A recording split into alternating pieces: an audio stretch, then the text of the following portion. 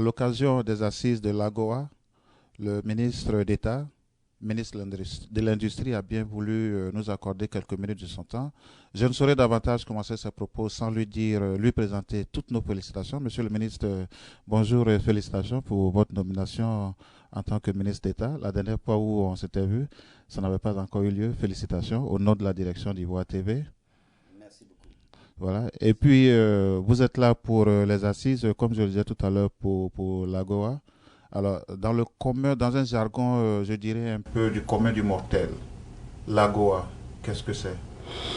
C'est une opportunité qui est donnée aux pays africains de façon générale, et dans le cas spécifique de la Côte d'Ivoire, pour que les produits que nous avons en Côte d'Ivoire et qui peuvent être exportés sur le continent nord-américain puissent entrer hors douane, hors taxe.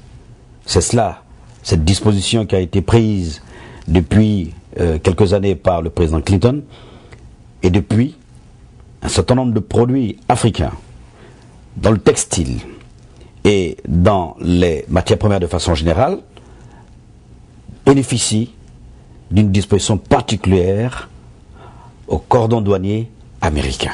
Donc en un mot, ce sont des facilités pour faire du commerce avec les États-Unis. Alors, faire du commerce avec les États-Unis, monsieur le ministre d'État, qu'est-ce que tire la Côte d'Ivoire et les Ivoiriens de ce commerce inter-échange entre la Côte d'Ivoire et les États-Unis? Alors c'est très simple. Je vous ai parlé d'une facilitation pour aider les pays africains à exporter vers le continent nord-américain. Pour la Côte d'Ivoire, après ces quelques années de crise, cette opportunité pour nous était importante à saisir. Comme vous le savez, la Côte d'Ivoire a toujours été un pays avant-gardiste dans le domaine, par exemple, du textile. Le fashion, ce qu'on appelle de façon générale la mode, en Côte d'Ivoire, a connu beaucoup de succès puisque nous étions une plateforme où venaient s'exercer un certain nombre de talents africains, même mondiaux.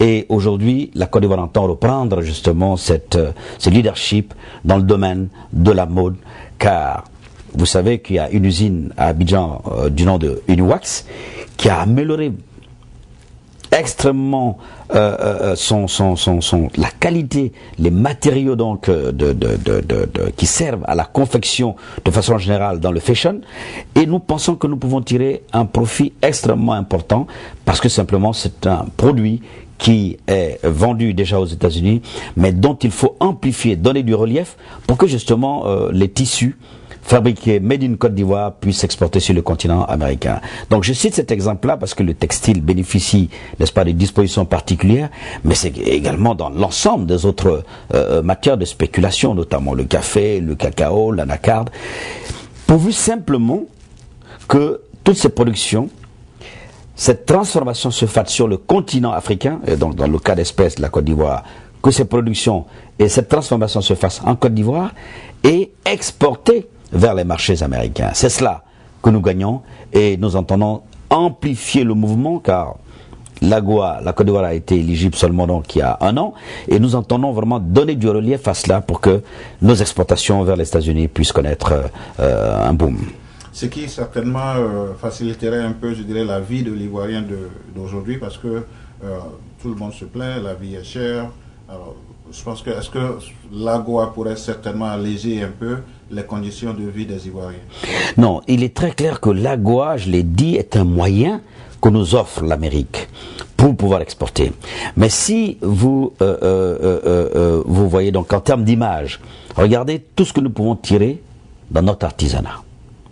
Les fauteuils en rotin, les sculptures en bois, les sculptures donc en bronze, les tissus de façon générale. Et vous le savez très bien, dans l'ensemble des régions de Côte d'Ivoire, une spécificité, ce sont les tissus fabriqués par donc nos tisserands dans les différentes régions.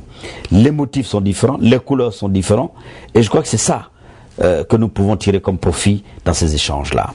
C'est-à-dire que le monde de l'artisanat que je connais assez bien puisque j'ai été donc par ailleurs ministre de l'artisanat et de l'encadrement du secteur informel, nous pensons que là, il y a un potentiel qui peut nous permettre de réduire la pauvreté et donc améliorer la vie quotidienne des Ivoiriens. Oui, nous le pensons et nous croyons. Monsieur le ministre d'État, vous parliez tout à l'heure de réduire le taux de pauvreté en Côte d'Ivoire. Hier, au cours de cette rencontre entre le Premier ministre et la communauté ivoirienne ici, il a dit que le MCC va certainement d'ici quelques semaines ou mois à venir, annuler une dette de 6 500 milliards. Alors, est-ce que vous pouvez nous expliquer un peu ce mécanisme-là, comment ça fonctionne? Et ces 6 500 milliards qui seront annulés, est-ce que ça pourrait aussi, à quoi ça va servir pour la Côte d'Ivoire et qu'est-ce que la Côte d'Ivoire en ferait? Non. Je pense qu'il y a eu certainement une erreur. Le Premier ministre n'a pas pu dire ça. Il y a deux chantiers, deux dossiers extrêmement importants que nous gérons avec des institutions. Le premier chantier, c'est concernant le PPTE, qui est un dispositif de la Banque mondiale. Et c'est de là que nous revenions. Et il a certainement donc expliqué que le conseil d'administration de ces institutions a décidé d'aider la Côte d'Ivoire. Il s'agit d'un processus. Ce sont des étapes que la Côte d'Ivoire a dû franchir dans la bonne gouvernance pour aboutir donc à ce régime qu'on appelle le point d'achèvement. Ce sont des facilités et lorsque vous respectez ces étapes-là, eh bien les pays se réunissent et vous donnent alors donc un quitus et les pays avec qui vous aviez commercé à l'époque et où des ardoises, n'est-ce pas, de part et d'autre sont restés, eh bien ces pays-là décident de façon unilatérale d'annuler la dette pour alléger donc votre fardeau, pour alléger votre économie, pour alléger le poids sur la population, parce que de toute façon c'est l'économie ivoirienne qui rembourse tous les emprunts qui ont été faits pendant ces 50 dernières années. C'est cela. Le premier chantier, qui est un des chantiers les plus importants qu'on appelle le régime de l'éligibilité au PPTE, c'est-à-dire des pays pauvres, très endettés, et pour que ces pays-là puissent retrouver, on va dire, du souffle, eh bien, des pays décident d'annuler. Ça, c'est un dossier. C'est avec la Banque mondiale, les institutions de Bretton Woods. Le deuxième dossier, le deuxième chantier, c'est le MCC, qui est le Millennium Challenge Corporation, qui est aussi un dispositif que le gouvernement américain a mis en place pour que les pays africains, qui ont souvent beaucoup de difficultés, puissent bénéficier d'une enveloppe. Et cette enveloppe-là peut aller donc jusqu'à $1 milliard. Ce $1 milliard, lorsque vous l'avez, eh bien ça vous aide à résoudre un certain nombre de projets, de grands projets que vous avez dans votre pays. Vous voyez, c'est deux dossiers totalement différents, mais ces dossiers-là visent un peu le même but puisqu'il s'agit, au bout, d'apprécier, d'évaluer la bonne gouvernance, c'est-à-dire les méthodes de gestion de votre pays dans un certain nombre de secteurs d'activité, notamment le pétrole. Il y a une initiative auquel des pays doivent souscrire et ces pays prennent l'engagement de garder ou de réserver un fonds pour les générations à venir. Voyez? Et ça, c'est important. Le deuxième élément sur lequel vous êtes évalué, vous êtes jugé, vous êtes noté, c'est toute la réforme du café-cacao. Voyez? Et la Côte d'Ivoire s'est engagée sur tous ces chantiers justement pour que la transparence dans la gestion puisse se faire. Et c'est au vu de tous ces critères, parce qu'il y a plusieurs critères dans le MCC. Vous avez la bonne gouvernance, vous avez la démocratie, vous avez la liberté de la presse, la liberté de circulation des personnes, le respect des droits de l'homme, l'amélioration des affaires en Côte d'Ivoire, c'est de la création d'entreprises. Vous voyez les diligences que la Côte d'Ivoire doit mettre en œuvre pour bénéficier de cette enveloppe-là. Vous voyez, c'est tous ces critères-là que je viens d'évoquer. Et lorsque vous le faites, très honnêtement, il y a un conseil qui se réunit pour dire, bon, ok, finalement la Côte d'Ivoire est entrée dans le pays des pays ou des institutions qui respectent ces critères-là. Vous voyez, sur les droits de l'homme, vraiment, ils sont implacables. Il faut qu'il y ait donc une justice qui fonctionne. Une justice qui est au service du justiciable. C'est pareil pour la liberté de la presse. Vous voyez, ce sont des évaluations, des notes qu'on donne à chacune de vos actions dans les différents critères donc évalués. Une fois que on a respecté cela, alors le gouvernement américain décide de vous donner une enveloppe. Cette enveloppe-là, je vous dis, le plafond c'est $1 milliard, donc ça fait quand même 500 milliards de francs CFA, pour vous permettre, n'est-ce pas, de faire un certain nombre de chantiers dans le domaine des infrastructures, vous voyez, l'école, l'eau, l'électricité, vous voyez, dans des projets pour réduire la pauvreté. C'est cela, les 2 chantiers que nous sommes venus ici poursuivre. Mais bon, il faut dire que les choses avancent assez bien.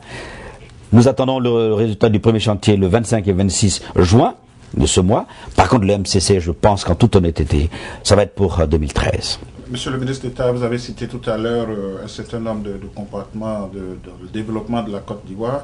Vous n'avez pas cité l'industrie. Vous, en tant que premier responsable de l'industrie, en quoi est-ce que toutes ces structures, tous ces critères que vous avez énumérés tout à l'heure pourraient vous amener à construire ou reconstruire une industrie durable en Côte d'Ivoire, surtout pour les générations à venir? Alors, il faut savoir que la Côte d'Ivoire déjà dispose d'un parc industriel qui représente à peu près 40-45% du parc industriel de l'UEMOA. Ça veut dire qu'il y a déjà un embryon d'industrialisation. Et les instructions du Premier ministre et du Président de la République sont claires. La Côte d'Ivoire, dans les 10 années à venir, donc à l'horizon 2020, doit être considérée comme un pays émergent. Cela suppose une industrie. Et cela passe par plusieurs étapes, notamment des critères que nous sommes en train donc de mettre en œuvre depuis notre accession au pouvoir. Qu'est-ce que ça veut dire de façon concrète? La Côte d'Ivoire a toujours exporté des produits de façon, on va dire, traditionnelle. Si vous prenez la production du cacao, on exporte les fèves brutes. Ça veut dire que on ne transforme pas. Si on ne transforme pas, ça veut dire qu'on ne partage pas la création de richesse. Si on ne partage pas la création de la richesse, ça veut dire que on rate pratiquement, voyez, la plus-value que la transformation donne. Or, le président de la République a décidé de passer d'un taux de transformation actuellement de 25 à 50% dans un certain nombre de matières premières, dont le café, le cacao, l'anacarde, le caoutchouc, bref, l'ensemble des matières premières. Il faut qu'on arrête d'exporter de façon brute les matières premières.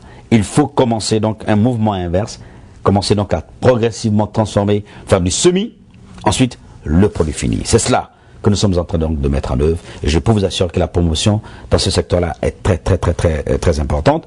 On a le groupe Olam qui est venu récemment, qui a mis donc en place une usine de 30 000 tonnes dans l'anacarde. Il envisage donc en 2013 de commencer une autre usine à Korogo de 30 000 tonnes de transformation d'anacarde. À côté de ça, Olam toujours, a investi dans la transformation du cacao. C'est une usine qui va faire à peu près 30-40 000 tonnes de cacao. L'usine est à San Pedro. J'ai donc une société espagnole. Je pourrais vous multiplier, voyez, les exemples de transformation aujourd'hui qui ont cours pour justement dans les 8 années à venir être un pays émergent, donc développer la base de l'industrialisation. Alors ça passe par beaucoup de choses, mais si on a du temps, je pourrais revenir là-dessus notamment. Pour cela, il nous faut de vraies zones industrielles.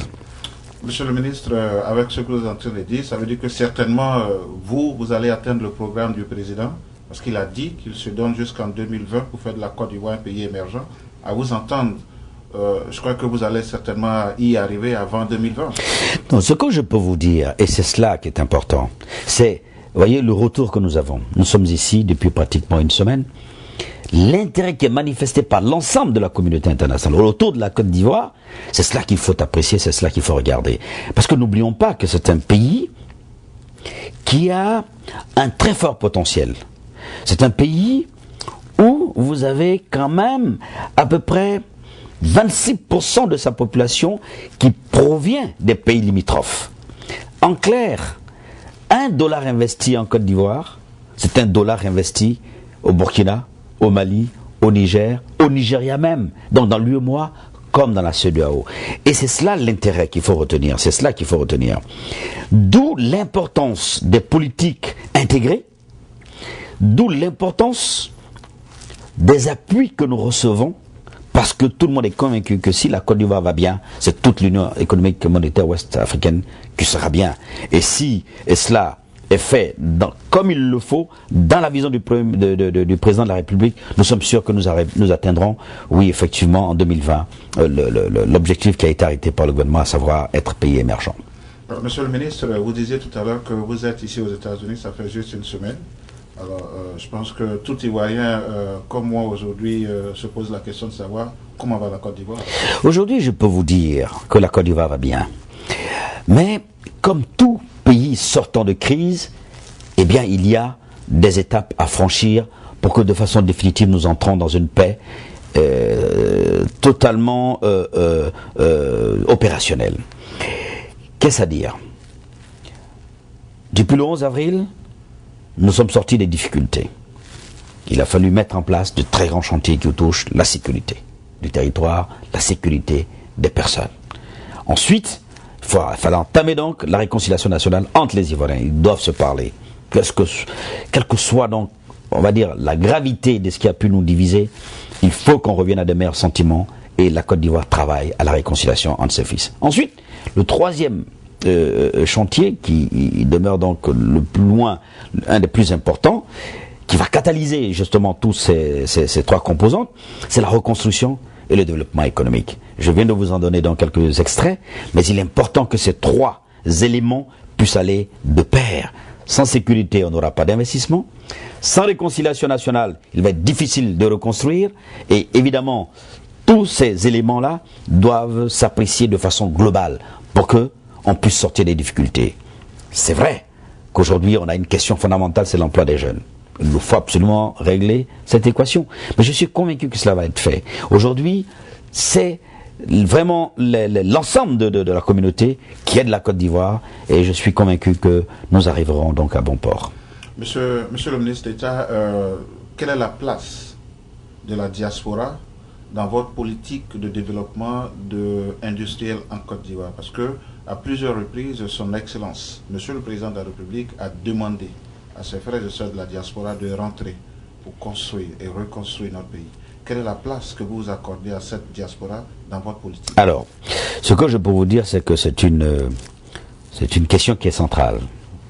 Et elle est tellement importante qu'au niveau du gouvernement, au ministère des Affaires étrangères, ministère d'État, ministère des Affaires étrangères, une direction a été créée il y a quelques années. Il nous faut redynamiser donc cette direction pour qu'elle ait les moyens. Parce que on sort des crises, il faut doter ces différentes directions-là de moyens substantiels pour que cette promotion puisse se faire. Ça veut dire, en un mot, cette direction ira partout où les Ivoiriens seront pour porter donc un certain nombre d'informations, notamment sur le potentiel à réaliser, les différentes opportunités d'investissement qu'il y a dans les différents secteurs d'activité, et puis voir les conditions pour que ce rapatriement-là puisse se faire dans les meilleures conditions. Ça veut dire même que l'État lui-même doit prendre des dispositions en interne, au niveau par exemple des leviers financiers, parce que la diaspora peut avoir, on va dire, des moyens, mais il nous faudra nous-mêmes, en place sur place, mettre un dispositif pour accompagner cette diaspora qui vient. Mais la question donc est déjà au cœur du ministère d'État, ministère des Affaires étrangères. Probablement qu'il faut aussi, et cela personnellement je demanderai donc à la diaspora, de pousser également, n'est-ce pas, le gouvernement à mettre en œuvre des dispositions. Donc la diaspora peut contribuer à la réflexion et faire des propositions au gouvernement pour que leur intégration dans cette nouvelle phase de la Côte d'Ivoire puisse se faire dans les meilleures conditions. Il ne faut pas attendre tout de l'État, donc la diaspora peut également donc apporter des solutions. Je crois que c'est dans les échanges qu'on va finir par apporter ensemble cette intégration et à laquelle nous sommes vraiment convaincus puisqu'on sait les compétences qu'il y a à l'extérieur. Des Ivoiriens ont réussi, ils sont dans des affaires, il y en a qui sont dans des institutions, il y en a qui sont donc à leur propre compte. C'est tout cela qui devra nous amener à sortir et bien sûr à intégrer dans l'économie ivoirienne le poids de la diaspora que nous reconnaissons important. Monsieur le ministre, c'est peut-être la dernière question avant votre mot de fin. Quelles sont les difficultés que vous rencontrez dans la phase pratique de votre travail? Alors, il faut dire aujourd'hui au ministère de l'Industrie, nos difficultés sont des difficultés plutôt internes. Ça veut dire maîtrisables. Voyez-vous, depuis la crise, il y a eu un déplacement massif des populations qui sont venues des différentes régions de la Côte d'Ivoire et toutes sont venues se rencontrer à Abidjan. Aujourd'hui, Abidjan, c'est 5 millions de personnes. Les infrastructures n'ont pas suivi. Mais au même titre que les infrastructures n'ont pas suivi pour les populations, mais en même temps, dans la recherche de solutions, elles se sont implantées, elles se sont installées un peu partout, y compris dans des zones industrielles. Et cela me pose des problèmes. Il nous faut alors réfléchir pour voir comment on va déplacer toute cette population, voyez, qui est installée dans les zones industrielles et laisser cette place aux industries. J'ai aujourd'hui dans mon portefeuille, et d'après la source d'information du Centre de promotion des investissements et de mon ministère et de celui du ministère de l'économie et des finances, c'est plus de 110-115 entreprises qui attendent d'être installées. Voyez, qui dit 110-115 entreprises, c'est d'abord un investissement financier, mais c'est également la création d'emplois. Voyez, donc on résout du même coup la préoccupation majeure du gouvernement, c'était la question de l'emploi, si effectivement on arrive à déplacer les populations vers des zones urbaines, habitables, et non dans des zones industrielles où l'assainissement et je veux dire tout ça n'a pas été fait dans les règles de l'art, puisque une zone industrielle c'est pour l'industrie avec la pollution, et malheureusement donc il y a encore des populations qui sont installées dans ces zones là. Ça c'est cela vraiment donc ma grosse préoccupation au niveau du ministère de l'Industrie. En dehors de ça, je pense que les autres difficultés sont tout à fait maîtrisables, et c'est ce que nous sommes en train de faire au niveau de l'environnement des affaires. Un nouveau code est en place. Là, nous allons bientôt, le 27 juin, passer un décret qui va mettre en place le vrai guichet unique où les constitutions d'entreprise vont se faire en 48 heures.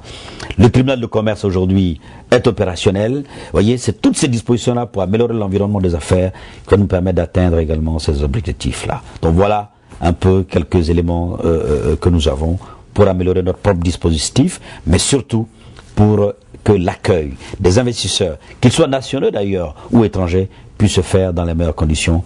Et c'est cela que nous souhaitons pour atteindre l'objectif du président Alassane Ouattara. Alors, Monsieur le ministre, comme je le disais tout à l'heure, votre mot de fin? Alors, je voudrais d'abord donc dire ma joie de me retrouver encore ici devant vous, puisque au mois de septembre 2011 à New York, nous avons eu ensemble une émission. Je voudrais vraiment donc saluer votre persévérance et votre courage, et j'espère simplement que, à force de travail, vous arriverez donc à hisser Ivoire TV. Mais pour les Ivoiriens et surtout pour la diaspora, je voudrais leur dire de s'engager donc aux côtés du président Alassane Ouattara. Ses ambitions sont celles d'une Côte d'Ivoire réconciliée. Ses ambitions, c'est celle d'une Côte d'Ivoire au travail, et je crois, en toute honnêteté, qu'avec l'appui et l'intégration donc de la région, eh bien il y aura du travail pour non seulement la diaspora, mais également pour toute la population ivoirienne. Que Dieu bénisse la Côte d'Ivoire. Je vous demande de vous engager auprès du président Alassane Dramane Ouattara. Ses ambitions sont celles d'une Côte d'Ivoire réconciliée. Ce sont les propos du ministre d'État, ministre de l'Industrie, le ministre Moussa Dosso, qui a bien voulu, lors de son passage ici à Washington DC, dans le cadre de l'AGOA et du Forum international financier au Canada, bien voulu se prêter à nos questions, malgré son programme assez chargé. Merci bien, chers amis d'Ivoire TV. Merci de nous suivre. Monsieur le ministre, je voudrais, si vous permettez, vous remercier. Merci moi, de c'est moi. Temps. Merci beaucoup. Et puis, merci sachez beaucoup. que Ivoire TV, c'est votre instrument d'information. Merci beaucoup. À chaque fois que vous aurez besoin de nous, nous serons toujours là pour apporter l'écho de vos actions à la diaspora. Merci beaucoup. Surtout merci. Ici aux États-Unis, mais dans le monde entier. Merci beaucoup. Bon retour au pays, et merci. que je dirais que le Seigneur vous accompagne dans cette tâche assez noble pour non seulement les Ivoiriens, mais surtout, comme j'ai l'habitude de le dire, pour les générations à venir. Merci beaucoup. Merci. Merci à Ivoire TV. Merci. Vous l'avez découvert ici. vous avez découvert Ivoire TV. Ivoire TV.